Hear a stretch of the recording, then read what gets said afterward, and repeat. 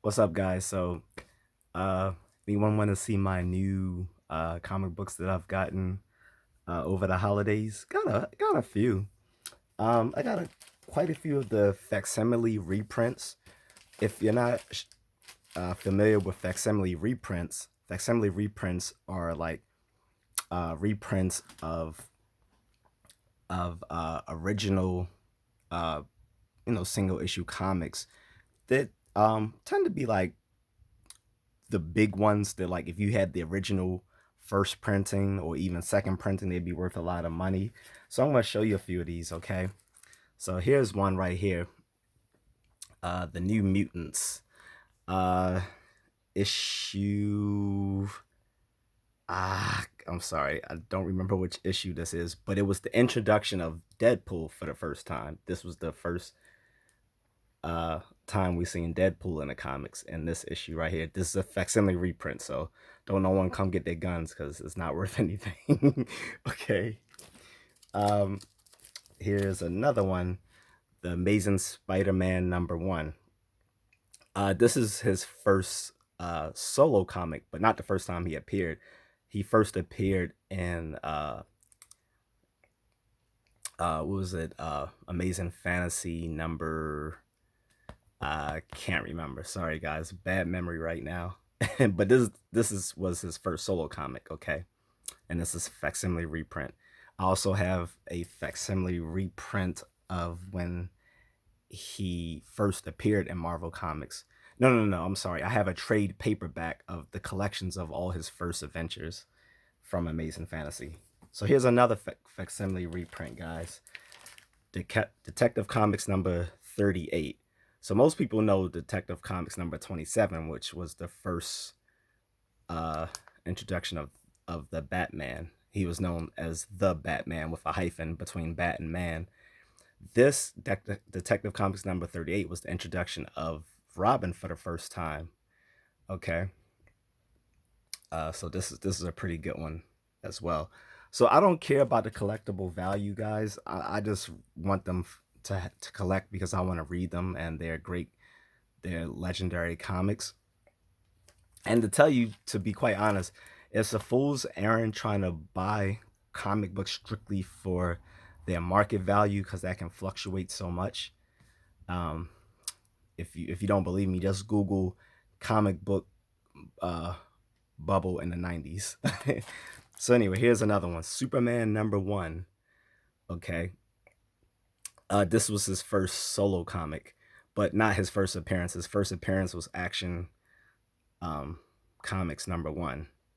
Okay, but this was his first solo comic, Superman #1, and this is a facsimile reprint. Okay, I didn't only get facsimile reprints, guys, but here's one last one, the Death of Superman, the 30th anniversary special edition here, which is sort of a facsimile reprint, and but sort of a special edition as well. The thing is, the original isn't worth that much money either because I have a second or third printing of that, and it's not worth much because for one or other reason, it just never caught on. I think by that time, a lot of people were cynical that Superman wasn't going to return to the comics, being he is the first and most archetype of all superheroes. So it was a given he was going to come back. So I don't think people put much stock into it. So here's some other stuff I found digging around in the comic book bin uh, in Baltimore. This is Superman Special Edition, the Daily News exclusive. Okay, so I haven't read it yet, but I'm guessing this is probably gonna be like someone typing a article about him in the newspaper about Superman, which would be cool. I'm wondering if it's written by Clark Kent, by Superman himself, or maybe by Lois or someone else. Um, oh, I'm sorry, I missed a facsimile reprint, guys. Fantastic Four number 52. This was the first introduction of the Black Panther. When the Black Panther was first introduced, he was not exactly a superhero. He was like basically going to blows with the Fantastic Four guys. Um, but I definitely wanted this. He was much more militant in the comic books than he was in the MCU. He was actually more closer to being like Killmonger in the comics. So here's another good find. Batman Legends of the Dark Knight special. Now this was like a solo, just like that special edition of the Superman Daily News exclusive. But I think if it was like maybe a prologue to the Legends of the Dark Knight run for Batman back in like early 2000s, late 90s maybe, because I knew it was his own thing, but was a one off. So this, you don't have to read something else to know what's going on in this. So I wanted this, and it has like 3 separate adventures with the Joker, Two Face, uh, and Commissioner Gordon. Okay,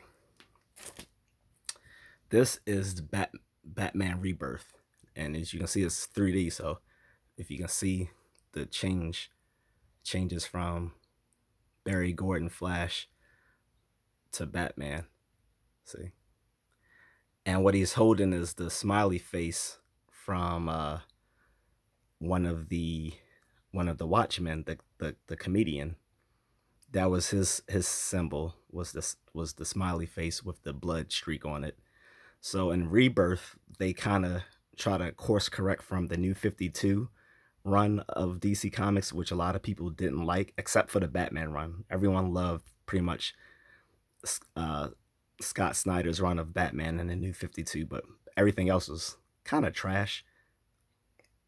So Rebirth tried to do a course correction, and what they did was have the Watchmen brought into the DC universe and have uh, Dr. Manhattan basically as the catalyst for all the different comic book DC crossovers over the years being his fault. And this is their discovery because, as you know, both Batman and Barry Allen are detectives. So it makes sense. So, in case, I hope you guys can see the flip on the 3D on the video. This is Amazing Fantasy 1000. So Marvel didn't want to be alone and not having their 1000 editions, because DC back in 2018 had Action Comics #1, and the following year Detective Comics #1 1000. I'm sorry, Action Comics 1000, and then the following year Detective Comics 1000. Because DC had went back to the original numbering after they got rid of the New 52. The New 52 had got rid of the original numbering of the comics, which a lot of collectors love because you could track it all the way back to the first issues stemming back to the 30s and 40s. Marvel never did that, but then Marvel, I think, just went ahead and did their own. And around 2019, they did a Marvel Comics 1000 dating back to 1939, Marvel Comics #1, with people like Submariner and the Human Torch. And not the Human Torch from Fantastic Four, but the Human Torch who was like a cyborg or whatever. So then they also did Amazing Fantasy 1000 last year in 2022. Okay. So I've already read that one, and the one I'm just finishing reading now is it was a free comic when it was released, but I had to pay for it because it's not free anymore. It's Avengers #1, which was like the new Avengers run under Brian Bendis, who's like a legendary comic book writer, and John Romita Jr., who is the son of John Romita Sr., who wrote a lot of the famous stuff for Spider-Man and a bunch of other Marvel people back in like the 60s and 70s. And his son continued the trend. Although I've heard people skeptical saying that they don't think John Romita Jr. is as good as his father. Tomato, tomato. But in any case, well, you see some of my stuff here. And I've shown some of these things before. Okay. But I just wanted to show you my holiday uh comic books that I've collected and I will be reading. Maybe they'll be worth something one day, but I'm telling you, you should not probably buy your comics just for the sake of investments, unless they're already CGC graded, and not only CGC graded, but actually have been valued at a pretty good price. And if so, it's something that you might want to sell sometime therein before that bubble busts, or you can play your hand and try to hold on to it and pass it on to your children, assuming that the price of it will always be worthwhile. For some of those things, they are. If you have something phenomenally old, like the first, like the first appearance of Spider-Man, the first appearance of Superman, the first appearance of Batman, the first appearance of Wolverine, stuff like that. But some of the other stuff, there's going to be a bubble for it, and then afterwards, you may lose value with those comics. So don't buy comics for the investment, at least not primarily. That can be a secondary reason. Your primary reason just be for the enjoyment of reading them and having them. But that's it, guys. I'm signing off.